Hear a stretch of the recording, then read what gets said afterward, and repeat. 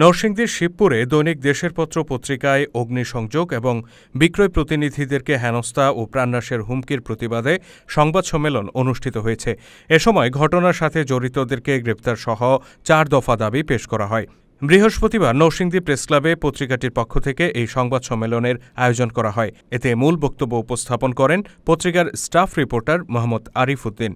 তিনি বলেন, মানবতার কল্যাণে সত্যের প্রকাশ এই স্লোগানকে ধারণ করে গত ১৬ বছর ধরে কাজ করে যাচ্ছে দৈনিক দেশের পত্র।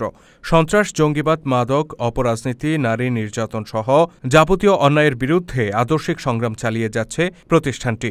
আরিফ উদ্দিন জানান, গত ১ এপ্রিল নরসিংদী জেলার শিবপুর উপজেলায় বিক্রয় প্রতিনিধি গাজী শাহিদুল হাসান আইয়ুবী পত্রিকাটির সৌজন্য কপি দেওয়ার জন্য থানায় যাচ্ছিলেন। তিনি থানার নিকটস্থ পাইলট স্কুলের সামনে পৌঁছলে শিবপুর উপজেলা ইমাম পরিষদের নেতা এরশাদ উল্লাহ ও আকরাম হোসেন সহ ১৫ থেকে ২০ জন লোক তার পথ রোধ করে এবং অকথ্য ভাষায় গালিগালাজ ও হুমকি প্রদান করে। ঘটনার সময় মাসুমপুর ইউনিয়ন পরিষদের চেয়ারম্যান আবুল হারিস রিকাবদার ঘটনাস্থলে উপস্থিত হলে বিক্রয় প্রতিনিধি গাজী শাহিদুল হাসান আইয়ুবী তাকে বিষয়টি অবগত করেন। ইউপি চেয়ারম্যান আবুল হারিস অভিযুক্তদেরকে বাড়াবাড়ি না করতে বলেন এবং বিষয়টি আপাতত সুরাহা করে চলে যান।